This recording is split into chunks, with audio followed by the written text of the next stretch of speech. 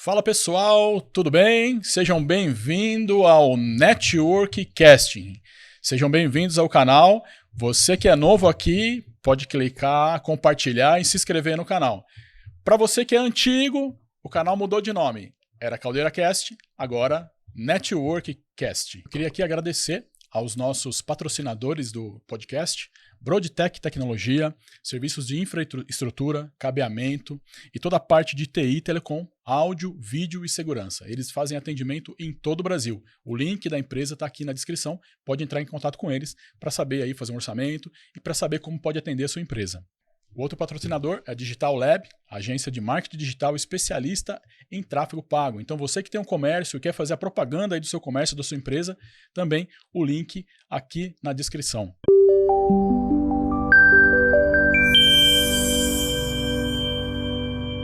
Bom, pessoal, hoje a nossa convidada, a gente tem um bom relacionamento, bastante tempo de amizade.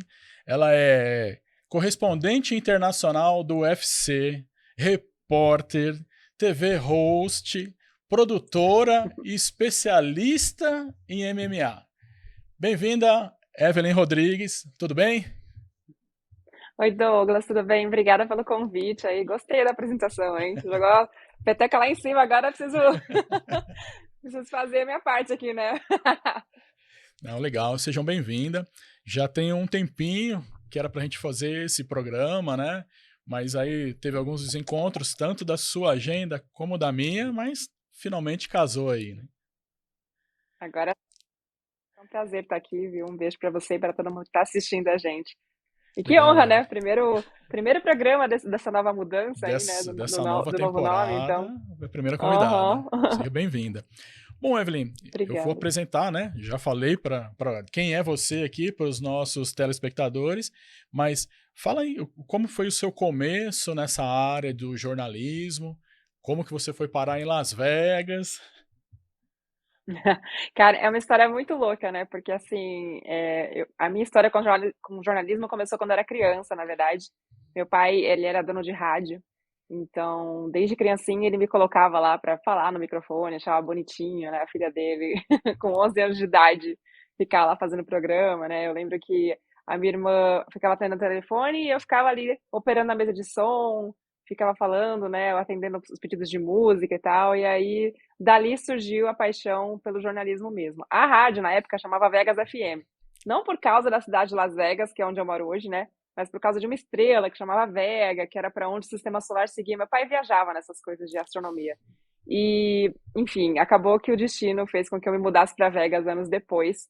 Mas até chegar aqui, eu passei por várias coisas, né? Eu passei por vários outros empregos, cheguei a trabalhar em jornal, em revista, em rádio por muito tempo.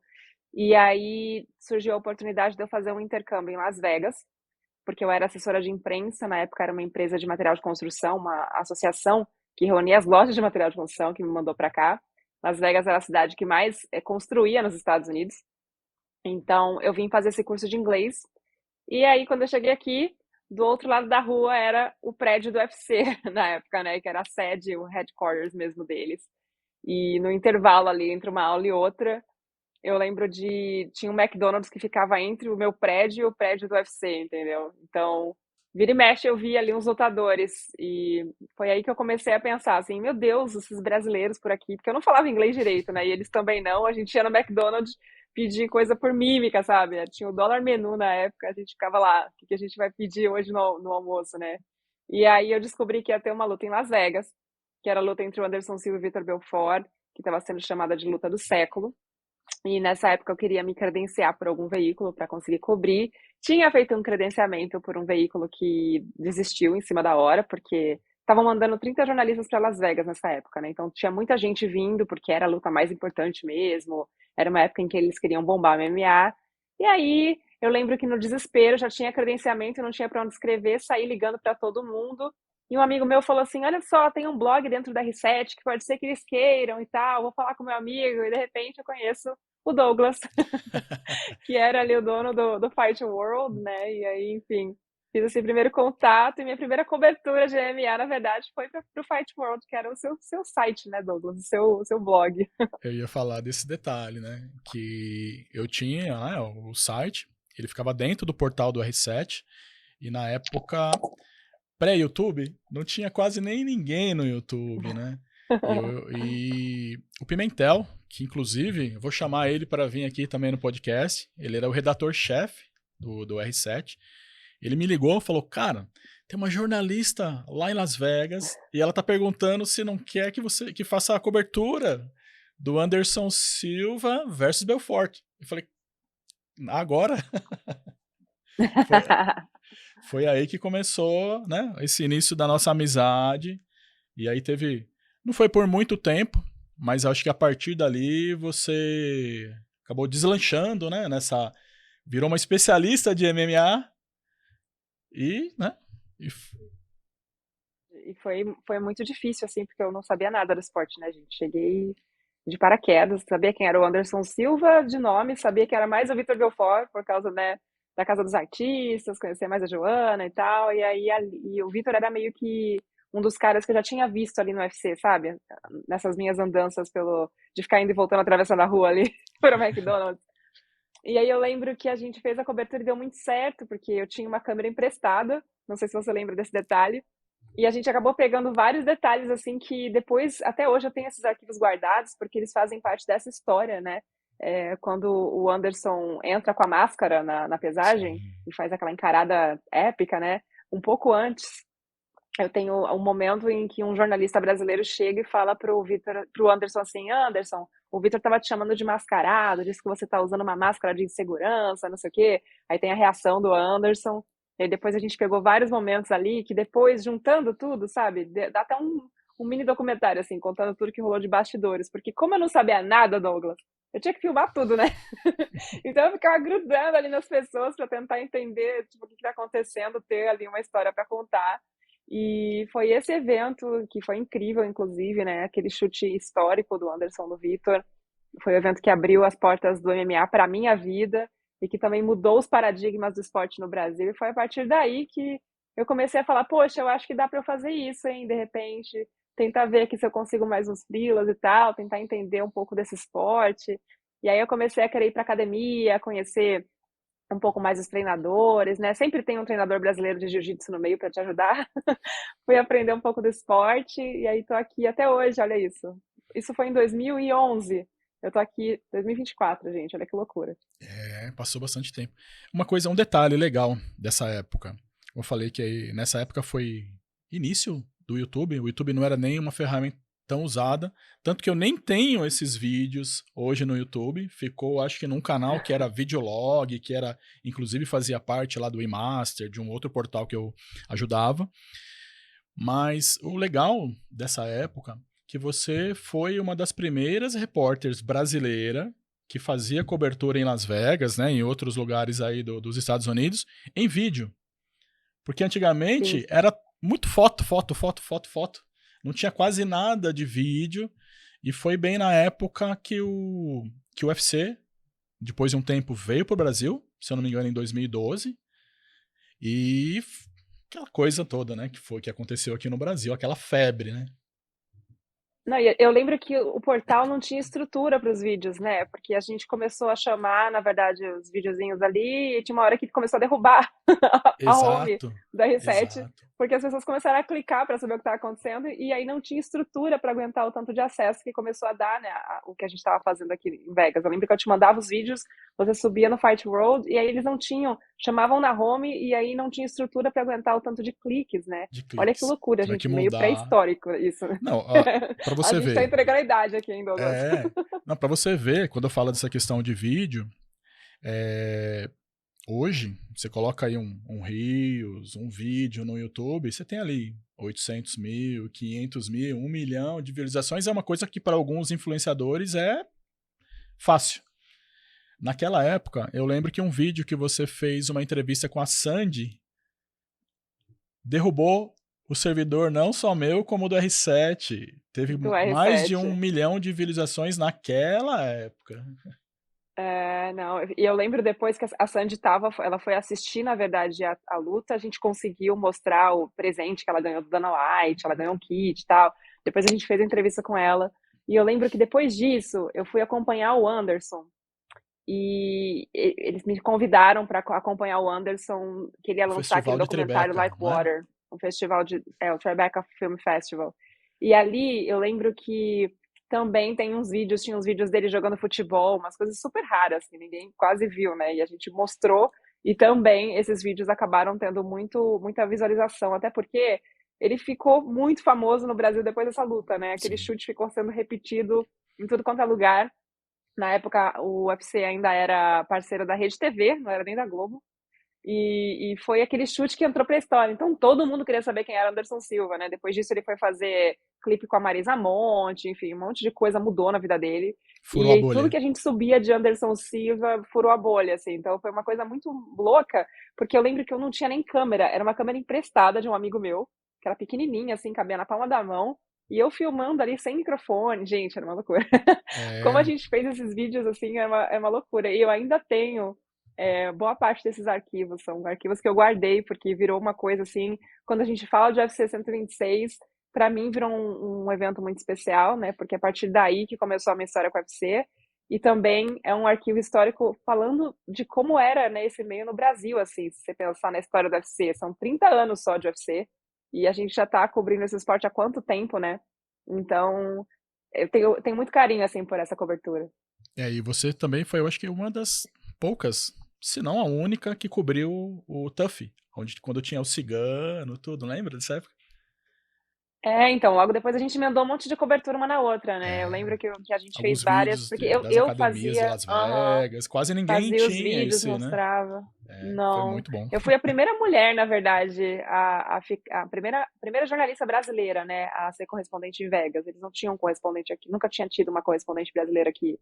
Então, o fato de começar a mostrar Las Vegas também, né, assim, na TV, no caso, né, a gente estava mostrando na internet, mas começou a abrir muitas portas para mim, porque vinha muito artista para cá passar, era aquela coisa do glamour, né? Vinha artista para cá passar lua de mel, fazer compra, não sei o quê. E nessas eu acabava pegando também umas matérias para eu fazer em outras áreas, né? Tipo, celebridades, eu fiz muito revista Caras, fazia ali, né? Fazia foto, fazia vídeo, era uma coisa que naquela época eu já entregava assim, então para eles era novidade, sabe? A TV Caras pegava ali uma entrevista com a Hebe, né? Uma entrevista com a Adriane Galisteu, então eu fazia foto, vídeo e a matéria, entregava pronto, sabe? Você não tinha isso. Hoje, né, depois da pandemia, é uma coisa que todos os jornalistas acabam fazendo. A profissão teve que se modernizar, mas é uma coisa que eu já fazia desde 2010, 2011, sabe? Sim. Então é muito louco pensar assim que lá atrás a gente já fazia isso numa época em que a internet praticamente estava começando assim a bombar esse formato de De vídeos, né? vídeo, é. E a gente já entregava tudo, vídeo, foto, já subia ali. O Fight World também, né? Tinha muito espaço para vídeo. E é uma coisa que você não via em muitas plataformas na época. Exato. Era muito engraçado, assim, a gente subia os clipes pequenininhos, assim, e foi isso que começou a fazer as pessoas se interessarem. E o mais louco é que eu estava contando uma história que eu não conhecia o esporte, né? Então, assim, eu tinha que aprender sobre o esporte para poder falar sobre aquilo, mas numa primeira cobertura, o que eu ia fazer? Então, eu comecei a me apegar às histórias, para ter uma história para contar. E aí era a história, né, de como é que o Anderson descobriu que o Vitor falou que ele era mascarado, aí o lance do Anderson ter ido na pesagem com a máscara, né? Enfim, teve toda uma história, um storytelling ali no final, que foi o que eu me apeguei, porque eu não entendia muito da parte técnica, né? E eu lembro que quando eu ofereci a matéria, que eu fiquei muito tempo de freela depois, né? Fiz umas matérias para você, mas a gente continuou trabalhando assim na amizade. E eu lembro que quando eu ofereci a matéria, os editores na época falavam assim para mim: se você não sabe escrever sobre o esporte, então não escreve. Prefiro uma matéria bem escrita do que 5 mal feitas. Eu falava, gente, mas eu tô fazendo o meu trabalho aqui. Quem te falou que eu não sei, né, sobre o esporte? Porque eu sou mulher e eu tô aqui em Vegas, né? Como é que é isso? Então, assim, eu também tive que furar uma bolha, sabe? Eu imagino. Eles não estavam acostumados a ter uma pessoa fora falando de um esporte que era meio novo, né? Que estava começando a ganhar popularidade. E o curioso é que eu estava, eu acho que no lugar certo, na hora certa, sabe? E eu tentei pegar esse bonde andando aí e falar: não, isso aqui vai ser uma coisa que eu vou investir. Então, e nessa época, se eu não me engano, eu acho que, assim, dos portais, né, dos blogs que tinham mais conhecidos, era Tatame, Portal do Vale Tudo Uhum. e o Fight World. Eu não lembro de ter outro. Era. Eu acho Eu que não também não. tinha outros menorzinhos, assim, que fazia mais os eventos nacionais, mas uma cobertura e que estivesse dentro de uma estrutura como um R7 ou algo assim, eu não me recordo. Né? Então acho que isso É, abria não, eu acho bastante que era porta bem também. isso mesmo. Tanto que quando você fez a cobertura Que era um esporte do. que as pessoas começaram a olhar, assim. Exato, exato. Eu lembro que tinha um preconceito, que eram poucos, na época, talvez nem jornalista, né? Eram pessoas que gostavam do Eram esporte, fãs. fãs que faziam É. as coberturas, tiravam fotos e tudo Aham. mais, que hoje são pessoas de referência, até hoje estão aí, né, no mercado. Mas eu lembro que depois da luta do Vitor e o Anderson, eu fui chamado pela primeira vez no canal Combate para fazer o programa Ponto Final, para comentar a luta depois de uma semana, que também era bem restrito. Assim, o canal Combate, mesmo sendo parte lá do grupo da Globo, a Globo tinha umas restrições, né? Não passava nada de luta, É né? porque, então, é porque na verdade o combate era o pay-per-view do UFC, mas na TV aberta era a Rede TV. E pra você ter uma ideia, o combate.com nem existia ainda. Eu acho que Exato. ele foi criado em 2012 ou 2013, porque quando, na verdade, o combate.com foi criado, eles falavam de MMA dentro da editoria de esportes, né? Depois eles criaram o combate.com. E aí quando eles criaram o combate.com foi quando eles me chamaram para fazer parte da equipe, porque aí o UFC já tinha assinado com a Globo e aí eles falavam, não faz sentido a gente ser o parceiro oficial e não ter um repórter baseado em Las Vegas. Então foi aí Sim.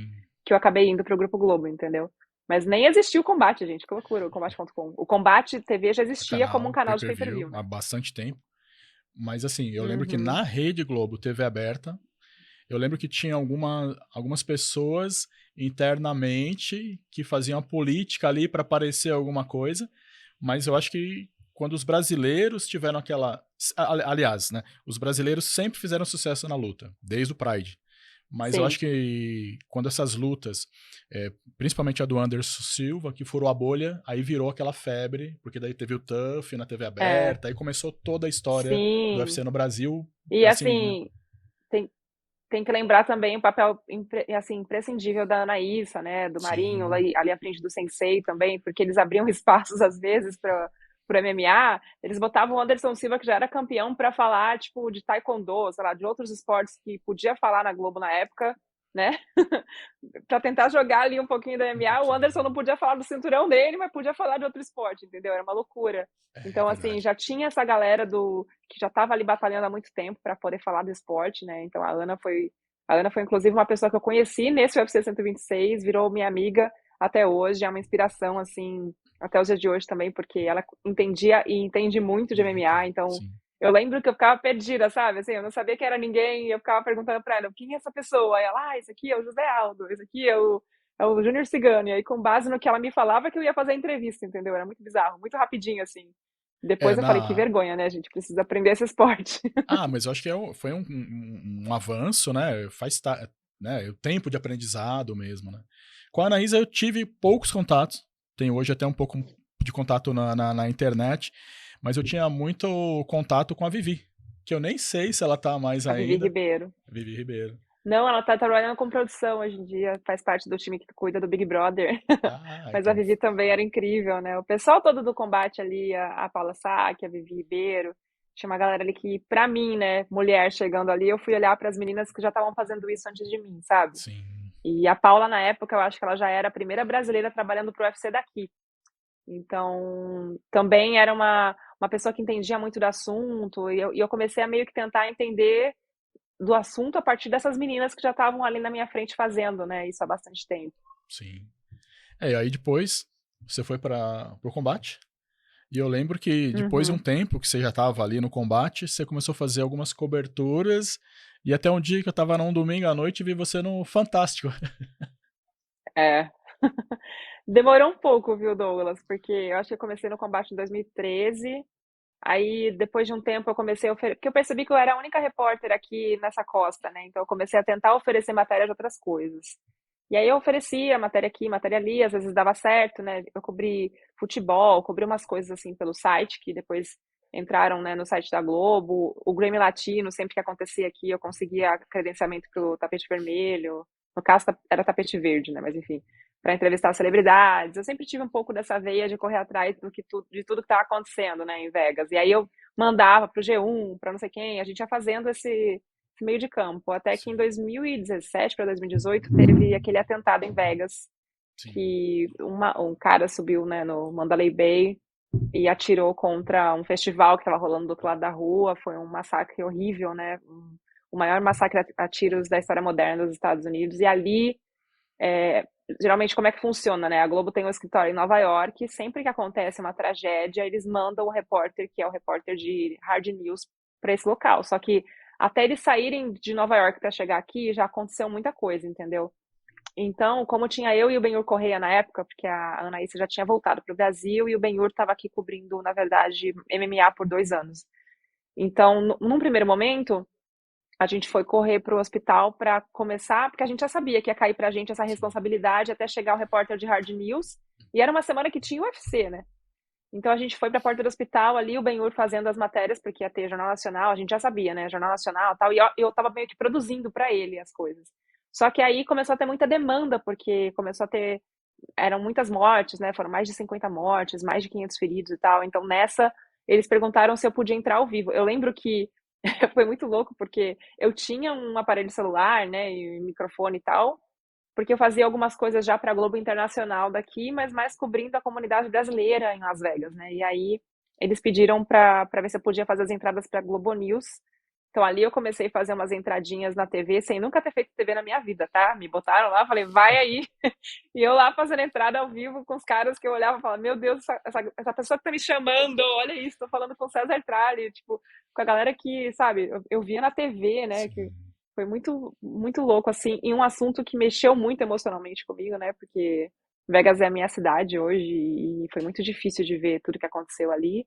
Mas a partir dali foi quando eu conquistei a vaga, porque o Ben-Hur voltou para o Brasil e aí eles já me viram, né? Viram como eu me saí nessa cobertura e tiveram a ideia ali, com a ajuda, claro, do Marcelo Rússio e do Bruno, né? Que era o meu chefe na época, assim, de me colocar na vaga que era do Ben-Hur, em vez de mandar uma outra pessoa do Brasil para cá, porque eu já estava ali, Já né? tava aí. Cozinhando, já tinha entendido, já entendia bastante MMA, já tinha um relacionamento de networking assim muito bom com o UFC e com os atletas, então eu acabei assumindo a vaga em 2018. E aí fiquei até o ano passado, que foi quando, na verdade, a Globo não assinou com o UFC em 2022, e aí eu acabei indo para o UFC. Mas o networking foi muito importante, né, nesse período todo aí, nessas mudanças de casa. E foi a partir dessa cobertura aí do atentado em Vegas que eu acabei indo pra TV. Não foi tão simples, tá? Porque no começo Uhum. eu não tinha experiência, né, gente? Não gravava off, eu tinha minha experiência toda era em rádio, né? Então no começo tinha umas pessoas ali que não curtiram muito não meu trabalho. Então queriam me voltar pra produção, sabe? Teve uma época ali que eu tive que meio que correr atrás ali do prejuízo, tentar entender um pouco de TV, pagar uma consultoria, ir atrás para eu aprender o que a TV que eu conhecia, né, quando eu saí do Brasil era mais Sim. lida, um off mais assim, não era tão falada, né, coloquial, assim, era uma coisa mais formal. E aí quando eu comecei a fazer TV, eu não conhecia o que estava indo ao ar no Brasil, né? Então eu passei por um período assim que eu tive que correr atrás do preju, mas depois de um aninho e pouco assim, aconteceu a morte do Kobe Bryant, infelizmente outra tragédia, né? E aí eu era repórter mais perto de novo, então me mandaram pra lá. Ali foi quando eu comecei, não tinha mais ninguém, era só eu e meu celular. E ali eu segurei 24 horas de transmissão ao vivo até chegar, na verdade, a galera de Nova York. Então ali eu fiz Jornal Nacional, ali eu fiz todos os veículos da casa e a partir dali não teve mais jeito, assim. Eu já estava pronta para fazer Jornal Nacional, não tinha por que eu não entrar nos programas de esporte, né? Legal. Então, aí foi aí que deslanchou mesmo. Mas eu fiquei cobrindo outras coisas por aqui também, ainda mais na pandemia, né? Sim. Se você for ver, assim, não foi só MMA, né? A gente cobriu um pouquinho de tudo. Então eu imagino, porque eu já tive em Las Vegas. Acho que numa época que eu tava aí, eu acho que tava no Brasil, se eu não me engano. A gente acabou nem Uhum. conseguindo se encontrar. A gente se desencontrou. Isso. Mas Las Vegas é uma loucura. pra mim, como turista, é assim, eu não sei qual foi sua adaptação, porque é bem diferente do Brasil, muito diferente do Brasil. Ainda mais que é uma cidade, por exemplo, é, a parte que eu conheci, dos hotéis, dos cassinos, dos eventos e tudo mais, era para assim, tudo muito caro, tudo muito sofisticado, tudo aquela muita festa, muita é, bagunça, né? Talvez porque só conhecia a parte turística. Não sei morando aí, né? A vida aqui é bem normal, viu, Douglas? É só você sair do meinho ali que já começa a ver. Eu moro perto de uma montanha hoje, né? Que é bem mais tranquilo. Às vezes até esqueço que eu tô em Vegas, sendo muito sincera, assim. Mas depois que você entende um pouco como é que funciona, porque tem a cidade pro turista e tem a cidade pra pessoa que mora aqui, né? Sim. Então tem uma diferença, assim, bem grande. Mas o que é bom de morar em Vegas é que é uma cidade que funciona 24 horas por dia. Então, tem tudo funcionando, tem os melhores shows, os melhores restaurantes, as lutas são aqui, não só de MMA, como também de boxe, né? É a capital mundial da Da luta luta. mesmo. Então, tem muita oportunidade, assim, de você cobrir esporte. E na época eu comecei a enxergar isso, por isso que eu comecei, inclusive, a oferecer outras coisas para a Globo, entendeu? Porque eu via que acontecia muita coisa que acabava não sendo explorada. E eles começaram a me dar espaço, sabe? Eu estava perto de Hollywood, então eles começaram a me mandar para fazer também entrevista com celebridades, né? Lá pro Fantástico, fiz muita coisa para eles. A gente cobriu, na verdade, não só esportes, mas tudo que acontecia na cidade, sabe? Então, sei lá, tinha Grammy Latino. E aconteceu até de eu fazer, sei lá, eu lembro de uma época em que a Sofia, como que era? A Sofia Abrão estava vindo para cá para fazer um Grammy Latino. Aí o pessoal da Caras, anos depois, olha só, desde aquela capa lá desde aquela época do Anderson Silva, o pessoal da Caras me liga e fala assim: olha, a gente precisa fazer a capa da revista Caras, né? Eu falo, gente, mas eu não faço foto. Eu fiz foto naquela época para vocês lá da capa da Galisteu e tal, umas capas que eu tinha feito, porque eu tava atrás de freela, entendeu? Já tô aqui na Sim. Globo há um tempão, não tem por que fazer foto. Não, não, por favor, precisa ser você. Aí lá vai eu pegar a Sofia Abrão no aeroporto, andar com ela por Las Vegas, fazer foto. Ela tinha 1 hora para fazer 5 fotos, mais a capa da revista. Cara, Isso em 2017. E eu lá fazendo foto, gente, porque eu não sei falar não às vezes, sabe? E a gente que lá atrás apostou em mim, me deu uma chance, né? E tá bom, vamos lá, vou tentar, mas ó, já coloco aqui né, não sou fotógrafa, eu falava, mas eles, né, não tem isso, assim. Quando você faz um networking bom, sabe? sim. É uma coisa que não quebra, é impressionante, sabe? Tem gente que me procura até hoje de coisas que eu fiz em 2008, 2009, é uma loucura. Ah, isso é muito bom. Aí teve a migração, o UFC decidiu fazer um aplicativo, como todas as outras marcas aí de streaming, né? HBO, a Uhum. Netflix acabou virando uma potência, o UFC fez um aplicativo e você aí chamou um time brasileiro, né? É porque eles precisavam montar um time para assumir essa transmissão, né, do UFC. Eles queriam dar um tratamento premium para o projeto, queriam que tivesse as transmissões mais parecidas com a dos Estados Unidos, entendeu? Porque aqui é uma transmissão que não tem muito o narrador contando tudo, né? Uma coisa mais conversada. Você tem só atletas como comentaristas, você não tem, tipo, outras pessoas, né? Gente que entrou dentro do octógono, que eles tentam dar chance para comentar uma luta. Então eles queriam fazer um time de especialistas. E aí eu era a única mulher morando aqui, a única repórter, e eles achavam que eu já tinha uma identificação com o UFC, sabe? Eu Sim. já tinha essa cara do UFC no Brasil, assim, já era a repórter que falava de UFC no Jornal Nacional, no Fantástico, né? Falava de luta. Então veio esse convite para integrar o time. E aí eu acabei aceitando porque ia ser muito estranho continuar na TV sem poder falar de UFC, sabe? Ia ser uma coisa muito esquisita pra mim, assim, morando em Las Vegas ainda. Então, e eu acho que fechou um ciclo também, né? Começou com o UFC 126 e acabou comigo entrando, né, no UFC No para UFC, de continuar fato, essa né? cobertura lá e poder contar histórias. Então, foi um convite que eu aceitei, assim, muito por isso, por poder ter uma liberdade também de contar as histórias que eu quisesse, de fazer os projetos que eu quisesse, sabe? Uma carta branca mesmo para poder fazer isso, né? Já tem o quê? Um ano? Um pouquinho mais de um ano. Um pouquinho mais de um ano. Um pouquinho mais de um ano. E conta aí essa experiência de um ano, como que é mudar, né? E como que é, porque assim, é, eu imagino que como no Brasil, deve ter outras localidades do mundo que também têm equipes dedicadas ou nesse formato em outros locais, né? Eu não sei como funciona. Pra mim foi uma mudança brusca, porque o pessoal me via na TV, assim, na Globo, e falava, nossa, né, gente, eu era uma one woman band, né, eu era uma repórter que tocava todos os Legal. instrumentos da banda ali, então eu me filmava, né, eu escrevia o roteiro, eu gravava off, editava os textos e tal, então, assim, era uma loucura fazer um VT sozinha, né, eu era a câmera ali, às vezes tinha os atletas que vinham, eu ficava acompanhando ali era a recuperação do cara e eu ali filmando, depois me gravando com ele. Era muito engraçado. Tanto que na época da pandemia, inclusive, né, que você não podia chegar perto do atleta, eu tinha um tripé para cada coisa, né? Um tripé para o celular, que era onde eu fazia as entradas ao vivo, um tripé para a câmera, um microfone para cada um, aí tinha um tripé para pôr o microfone, que eu não podia chegar perto do atleta, sabe? Então, assim, eu sempre me virei sozinha, as pessoas achavam que tinha uma estrutura, né? Eu tinha estruturas quando eram matérias para o Fantástico, para o Jornal Sim. Nacional, aí eles me davam um cinegrafista. Mas era isso, assim, era muito perrengue. Eu amava, tá? Não tô reclamando, tô só contando É, os mas é. bastidores.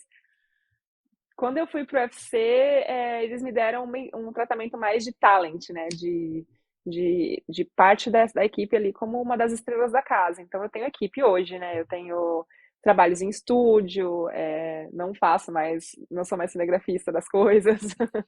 Eu gosto de registrar às vezes os bastidores e tal, mas eu tenho essa equipe comigo o tempo todo, né? Eu gravei uma série de entrevistas na Flórida, por exemplo, ano passado, que eu tinha diretor de fotografia, eu tinha dois câmeras, áudio, uma galera, assim. Você vê já a diferença muito da qualidade do produto, entendeu? Eles Sim. tentam mesmo ter um produto bem premium, assim.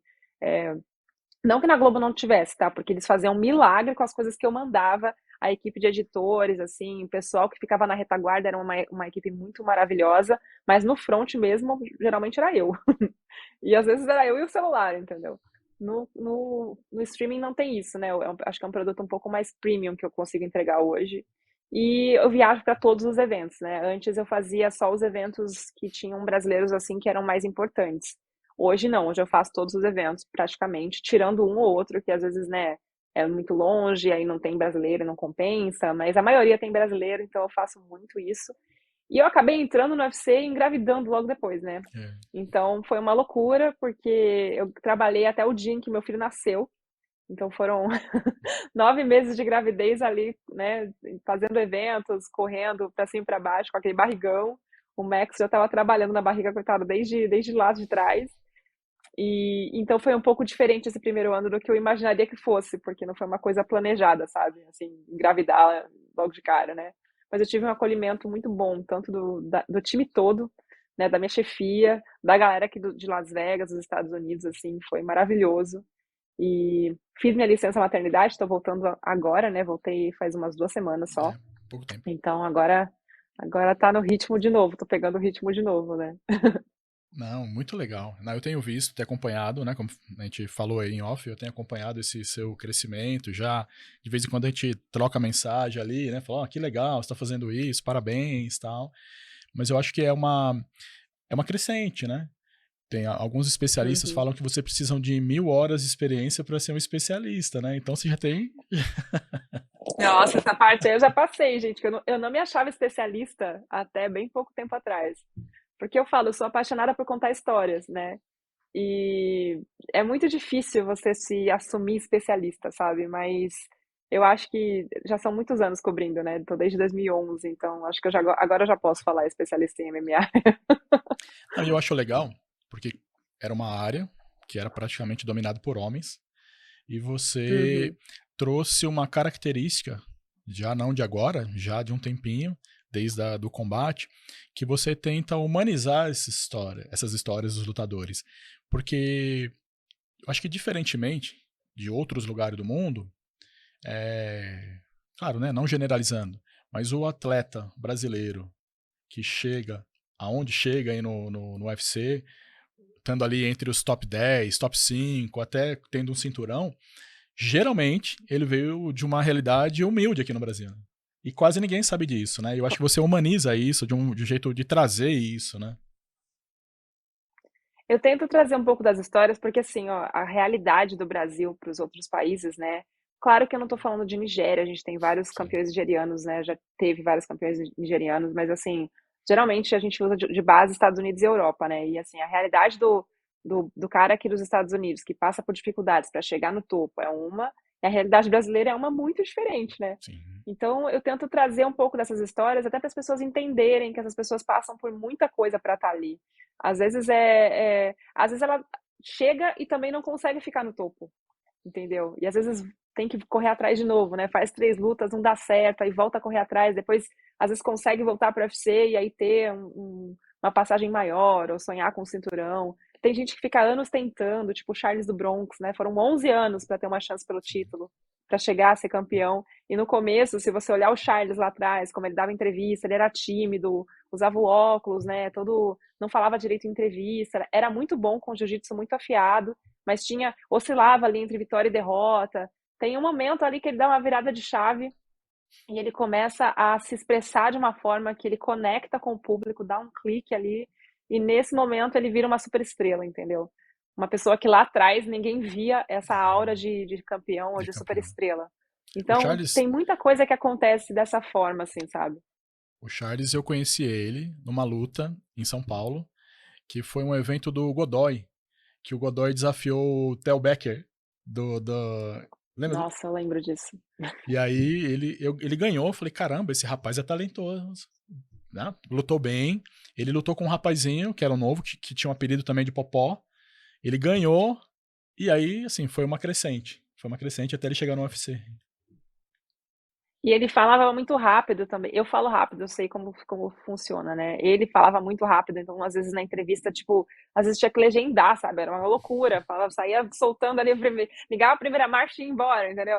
Então ele passou por um momento que, teve um momento ali que ele começou, você olhava pra ele e não tinha mais como negar que a galera começou a assistir as lutas dele, começou a pedir, né, pelo Charles, porque ele começou a ganhar muito bônus também de performance Sim, pós-luta, é acho que ele é o bem recordista até hoje, talentoso. entendeu?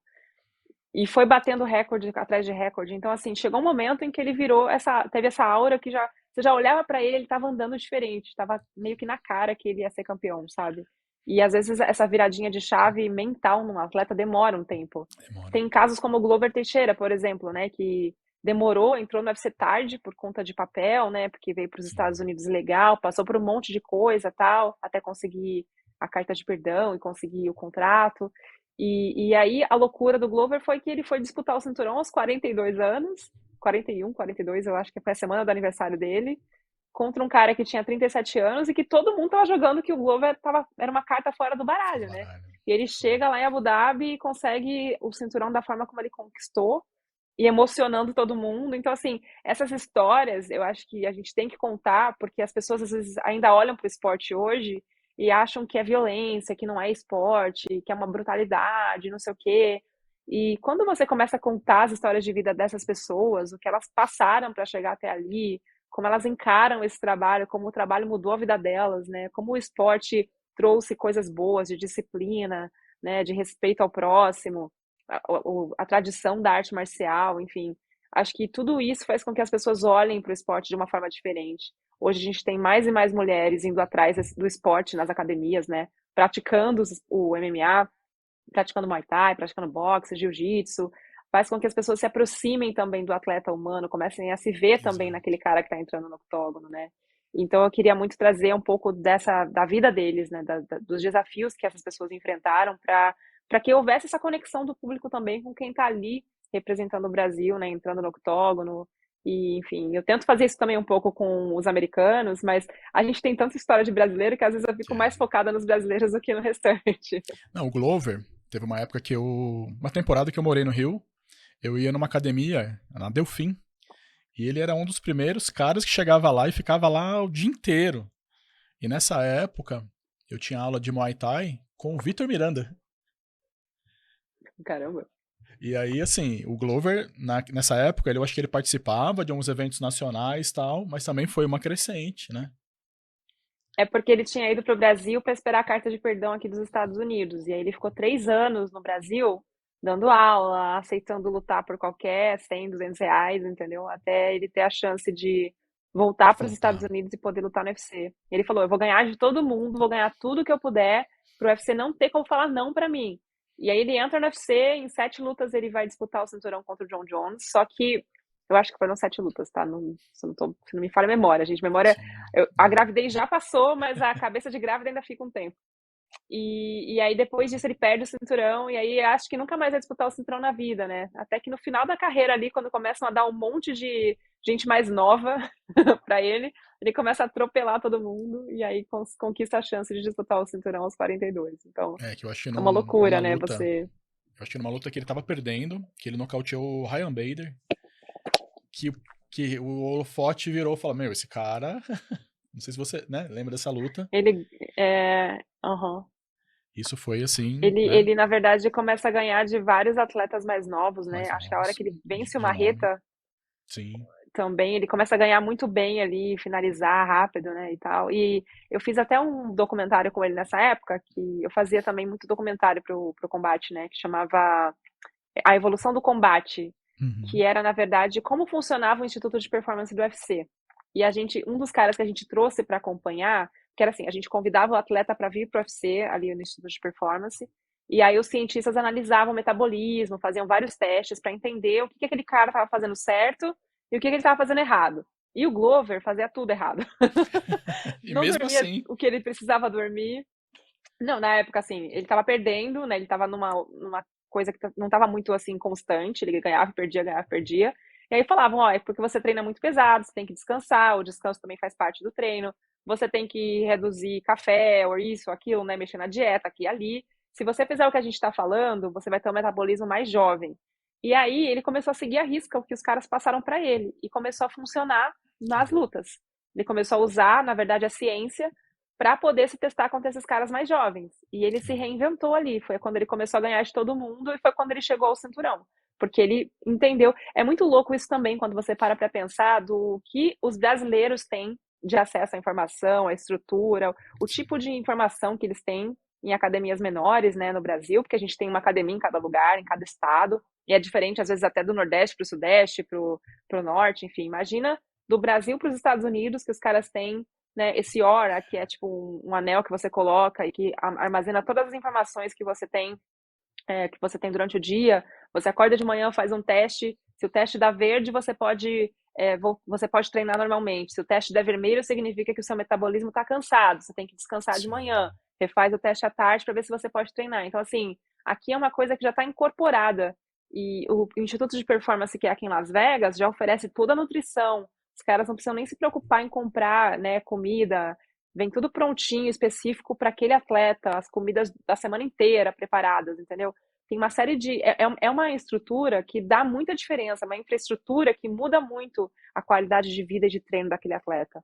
Eu Então, imagino. no Brasil, a gente não tem esse acesso ainda em todas as academias, né? Não tem nenhum Olha instituto ainda no que Brasil. interessante. Há uns 20 e poucos dias atrás, eu acabei indicando o Marcos Rogério Pezão, que está aqui no Brasil, para fazer um aulão numa academia aqui, né, próximo de casa.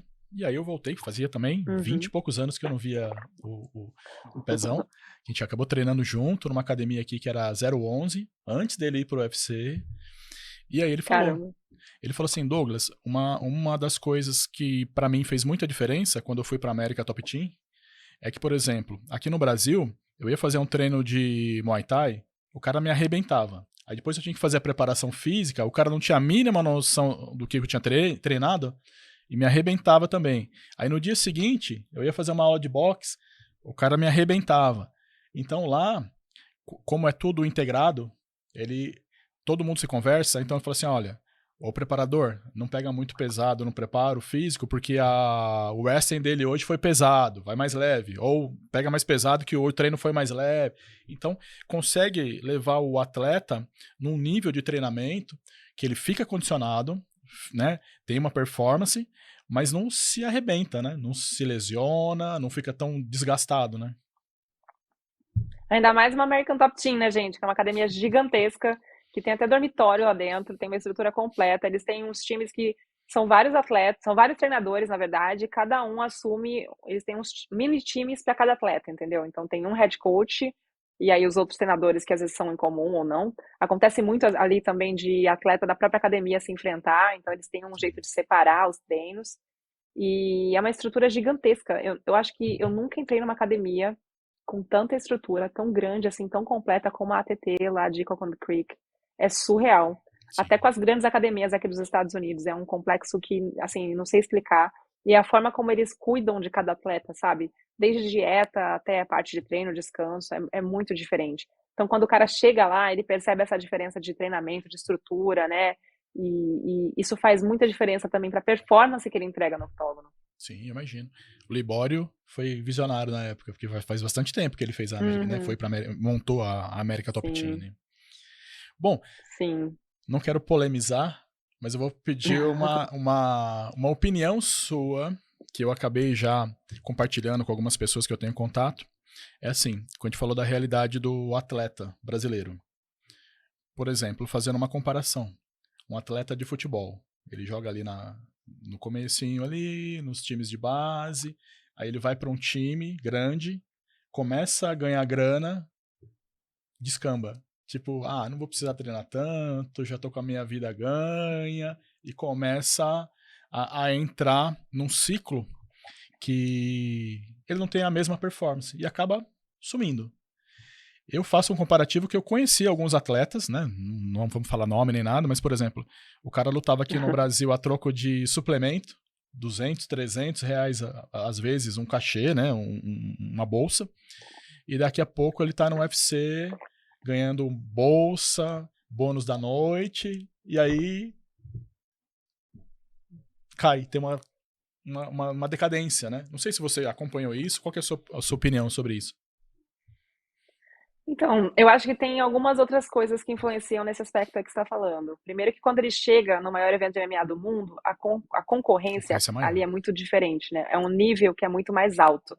Então ali é realmente a diferença entre o cara que dormiu uma noite bem dormido e o cara que não dormiu. Eu vi até uma entrevista esses dias do César com a Simone Biles, é uma entrevista antiga, em que ele fala, ele está contando aqui no Instagram assim a história dos bastidores, ele faz a entrevista com ela, é aniversário dela. E aí ela convida ele para cortar o bolo na casa dela. E quando chega lá, eles cortam o bolo, todo mundo come o bolo, mas a Simone não. Por quê? Ela está focada ali em conquistar a medalha, ela está pensando em Olimpíada, e é uma diferença nesse alto nível, que se ela comesse aquele bolo, poderia causar na dieta dela, na preparação física, mental. Então, assim, você chega num nível no UFC em que qualquer coisinha faz diferença, sabe? Sim. É a diferença entre o cara que acordou e de repente estava tendo uma boa noite de sono, que conseguiu treinar, descansar, que teve um bom corte de peso e o cara que não teve. Então, eu acho que às vezes muita gente do Brasil acaba vindo para o UFC. Tô falando do Brasil mais porque é quem eu mais cubro, tá, Sim. gente? Não tô generalizando, mas assim, acontece muito de chegarem no UFC e ser um sarrafo muito alto e a pessoa não tá preparada para enfrentar os atletas daquele nível, por quê? Tem diferença de treino, tem diferença de estrutura, sabe? Alimentação, Tem atletas que já suplementação. estão alimentação, suplementação, tem atleta que não tá quando o cara entra no UFC, ele não tem um salário foda assim. Uhum. Ele tem que começar de baixo, sabe? Ele tem uma bolsa menor, ele tem que ganhar para conseguir uma bolsa melhor. E às vezes ele não consegue viver só de luta. Ele tá ali trabalhando com outra coisa. A gente tem uma entrevista aí do Pantoja mesmo, até pouco tempo atrás, antes dele conquistar o cinturão, 2 lutas antes, que ele tava trabalhando de Uber, Sim. entendeu? Tava trabalhando de Uber enquanto tava lutando, assim, no maior evento do mundo. Porque acontece. Você tem, até você chegar num nível em que você começa a receber o valor que você. E fora que, assim, recebe a bolsa, as pessoas pensam que tem um salário mensal. Não tem, gente. Não, não tem. É Recebe a só a bolsa, tem que luta. pagar treinamento, tem que pagar os custos de Camping, logística, passagem, sei lá sim. o quê, tem imposto. Equipe, tudo. Então, eu acho que isso faz uma diferença muito grande e tem atleta que chega e não tá atento para essa parte, não entende como é que funciona a parte financeira. Acha que ganhou, sei lá, vou chutar aqui, 30 mil, 40 mil dólares, você converte para real é bastante dinheiro, mas não entende que tem um imposto, como é que você guarda, o que você faz até a próxima luta, o que você faz se você tem uma lesão, sabe? Então tem muito atleta que acaba tendo altos e baixos também, porque às vezes se lesiona em camp e aí precisa lutar dessa forma, porque se não lutar não consegue o dinheiro para pagar o camp. Se ficar muito tempo sem lutar não tem salário, né? É um esporte que é muito difícil. A atleta não tem aqui convênio médico, Sim, porque o convênio não aceita, né? É uma profissão em que você se coloca em risco. sim. Então, é meio que tudo meio que ligado à luta, né? Se ele se machuca na luta, se acontece alguma coisa na luta, ele tem como, na verdade, fazer com que o seguro pague ali, né? O UFC pague os custos cirúrgicos. Mas se é fora disso, cada caso é um caso, mas é diferente. Isso às vezes não acontece. Então, tem isso. Mas tem também aquele atleta que chega e acha que já realizou a vida e esquece que chegar não é o mais difícil é se É manter no UFC, manter. né? Tem Sim, gente que não consegue lidar com essa parte, assim, e acaba, na verdade, também tendo muita dificuldade em continuar se mantendo ali no topo. Porque se você chegou no UFC, vai todo mundo te olhar. É o cara que você sabe que vira você precisa vitrine. bater para continuar. Exato, você vira uma vitrine absurda, né? Então, eu acho que tem um pouco esse outro lado. É um pouco diferente do futebol, porque eu acho que o futebol é um esporte que está aí há muito mais tempo, né? A gente tem muitos times, você não tem possibilidade de crescer só chegando em um time, sabe? Você tem vários times grandes, você tem seleção Sim, brasileira, você tem times no exterior, você tem condições de ter uma vida no futebol, você tem muito mais chances, na verdade, de ter uma vida, de melhorar a sua vida no futebol, né? Eu acho que no MMA ainda são poucos eventos no mundo, não são todos que pagam bem, né? E o topo mesmo é o UFC. Você tem alguns outros eventos na Ásia, né? Tem os concorrentes do UFC aqui nos Estados Unidos e tal, mas o nível do UFC é um nível diferente, não adianta. sim. Quando você chega, entende a estrutura, como funcionam os bastidores do evento, o cuidado que eles têm com os atletas é diferente. Então, eu acho que isso acaba também fazendo uma diferença muito grande. Quem chega e entende o que funciona e vai se dedicar assim, aposta em treino e segue, consegue, na verdade, se manter, mas é difícil mesmo assim, sabe? Às vezes a competição ali é muito acirrada e eu acho que é um evento que é muito difícil de você chegar e se manter Proporcionalmente, no né? topo, é o mais difícil. Uhum. Proporcionalmente em relação ao futebol é muito mais difícil. Eu Num acho, time de até porque é um futebol você esporte de tem ali. contato, né? Exato. Não, não, digo assim, proporcionalmente pelo número de possibilidades. Por exemplo, você falou de vários times de Sim, futebol. Tem um time tem 11 jogadores, mais os reservas, então a exato. possibilidade, né, é muito É, maior do que você. Ali é e um só, fora né? Fora que é uma carreira sozinha, né? É você que entra Sim, dentro do octógono sozinho, tem que ter um time que te ajude, que funcione pra você. E se você tiver uma lesão, infelizmente, assim, lesões demoram muito às vezes para serem, para né, serem para resolvidas você conseguir quando solucionar. E aí volta, né? Perde aconteceu, ritmo e tudo mais, a- né? exato. Então é muito difícil, né? É um esporte que é difícil. Agora, e você tem acompanhado esses eventos aqui no Brasil? Não sei se você tem visto, ouvido falar, né? Dos eventos agora que tá aí do lutador profissional contra um influenciador. O que você tá achando dessa. Isso aí, na verdade, é uma cópia daqui, né, gente? O Jake Paul tá fazendo isso há Tá mó fazendo isso tempão há aqui. tempo. Eu cobri as lutas do Mike Tyson, né? Cobri, acho que já teve uns eventos com influencers aqui. Eu cobri Jake Paul contra Anderson Silva. Enfim, tá rolando aqui já faz mais um tempo. Foi uma atenção que ele trouxe, né? Os irmãos Sim. Paul trouxeram, na verdade. O Logan e o Então, Jackson. assim, se o Mike Tyson, que é o Mike Tyson, acha que é uma coisa boa pro boxe, quem sou eu para falar contra, entendeu? Acho que traz visibilidade, eu acho que traz gente de fora para prestar atenção no esporte, entendeu? Acho que ajuda as pessoas a. Não é boxe puro, não é boxe puro, mas tem o lugar do boxe contra o youtuber e tem o lugar do boxe profissional, das lutas do Sim. Canelo, né? Enfim, eu acho que tem para todo mundo. Essa é a minha opinião. Eu acho que se, eu não falo, não vou falar mal do Mike Tyson, entendeu? Se o cara que é o rei Que é o da coisa rei. ali tá me falando que é bom pro esporte dele, quem sou eu pra falar que não é, entendeu? E essa luta que ele vai ter aí promete, né? Vai passar, acho que é a primeira, se eu não me engano, é a primeira transmissão que vai ter na Netflix. Então vai ser, né? Exato. Pra você ver como a gente tá furando a bolha por conta de uma luta de um cara profissional contra um youtuber. É, Então não tem. Eu acho que apesar, se você quer furar bolhas, é, você tem que furar bolha assim, né? apesar de Dessa forma é uma forma de você furar bolha. apesar de nas bolsas aí, né, e alguns especialistas fala que ele é o Mike Tyson, vai ser o azarão nessa luta, pela idade e tudo mais. Eu, particularmente, Eu não eu tiro, ó, acho. eu não porque assim, o que acontece tem isso também, né? O Jake Paul tá vencendo em cima de caras aposentados, né? Exato. Você tá fazendo o nome dele em cima de nomes muito grandes, mas aposentados. Então, essa é a diferença do Tyson pro Jake Paul, né? Mas eu acho que de qualquer forma, ainda assim, meu, eu não brinco com o Mike Tyson, não. Eu cheguei a ver uns treinos dele ali contra o Rafael Com o Cordeiro, Rafaeiro, eu né? também Eles ali acompanho. treinando, é um negócio surreal, assim. Não sei muito em termos de estrutura, né? O cara tá no shape e ele tá focado, mas é aquilo também, não é uma luta de boxe igual a gente tá acostumado a ver, são lutas tem umas regrinhas Sim. diferentes, né? Enfim, É que eu o não pessoal tem tô muito por falado, dentro né? dessa, mas até Que luva tem uma diferença de peso, os rounds, não sei o quê. Às vezes é luta exibição, então essa daí eu sim, não tô muito por dentro, confesso que acabei de voltar de licença, eu tava fora sim. do mundo todo, É, mas é que o pessoal tem tem falado, que né? ver, né, quais são Se o as regras. Jake conseguir manter a distância, cansar ele ali 2, 3, 4 rounds, matou ele. Mas historicamente, o Mike Tyson não é um cara que luta na distância. Ele cai pra dentro e nocauteia. Então, essa É que é o a que eu ia questão, né? falar, só precisa de um golpe. Entrou uma mão do Mike Tyson ali, já vai ficar esperto. Não, é isso. E vou te falar uma outra coisa. Tem muito atleta que o Jake Paul tá acostumado com fama e tal, né? Mas tem muito atleta que a hora que chegar ali, você entra no ringue, você tá com o Mike Tyson na sua frente, meu filho. Não, Não já tem é, como. Não tem eu como tá, a perna não tremer. Você tem um... Não tem, gente. Desculpa, não tem. é legal você falando isso. Eu tava escutando num podcast o Rafael Cordeiro falando, né, sobre o Mike Tyson e falou assim: qual é a coisa mais louca que já acontece, ou né, aconteceu ou acontece com você? Ele falou assim: eu sou um cara que eu posso ir para qualquer lugar do mundo e eu não preciso ser apresentado. É surreal Gente, isso, é né? que assim, o Tyson é um negócio que não dá assim pra explicar, sabe? Eu moro em Vegas, ele mora aqui em Vegas, ele era meu vizinho. Numa época que eu morava, tipo, perto da época em que eu trabalhava pra Fight World, assim, eu lembro que eu ia pra academia, que aqui em Vegas é uma loucura, tem umas academias a cada esquina, assim. E um dia eu tô lá treinando perna, chega o Mike Tyson, gente do céu, pra revezar o aparelho comigo. Eu não sei se eu tive um mini infarto, na hora que eu olhei, que eu vi quem era, eu olhei a tatuagem e eu, não. Aí eu assim, pelo amor de Deus, o aparelho é seu, faz o que você quiser. Tipo assim, ó, não precisa devolver pra mim, pode ficar. Ele ficou olhando assim, ele até deu uma risada, entendeu? Porque era academia ali no bairro.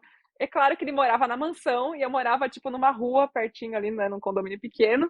Mas eu nunca esqueço que o cara ia pra Claro. academia que todo mundo vai. E era uma academia que tinha ele e tinha o Vanderlei Silva, sabe? Treinando de vez em quando. Então, era uma loucura.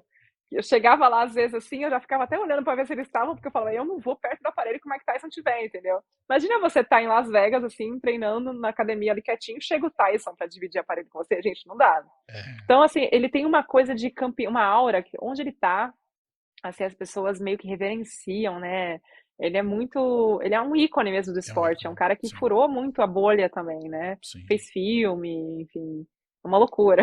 É um cara que é diferenciado. Bom, Eve, passou quase uma hora aqui, voando. Aí eu só vou fazer algumas Falei pra perguntas. caramba. Não, nós falamos. Tem umas perguntas que eu vou encerrar agora os podcasts, né?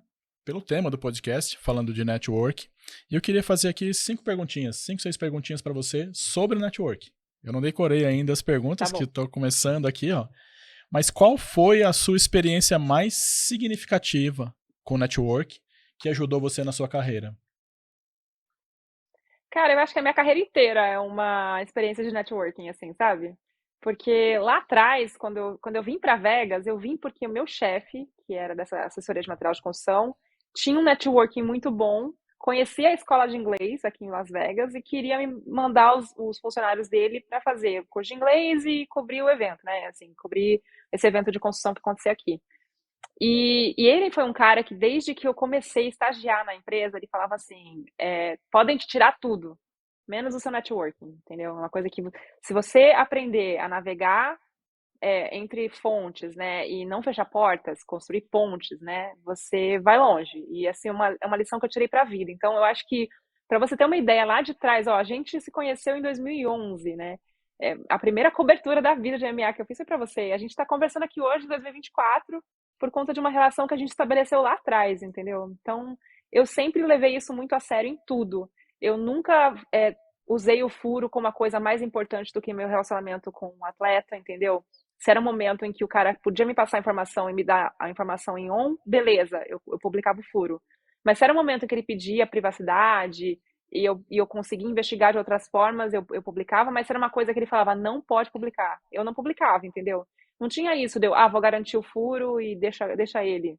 Porque aquele Sim, cara ali, pra mim, ele é mais do que um furo, assim, ele é uma pessoa que eu tenho um relacionamento que amanhã ou outra, cara, perdi esse furo, mas amanhã tem outro, entendeu? sim. Amanhã ele é o primeiro a me ligar pra falar, ó, quero te dar isso exclusivo, você entendeu?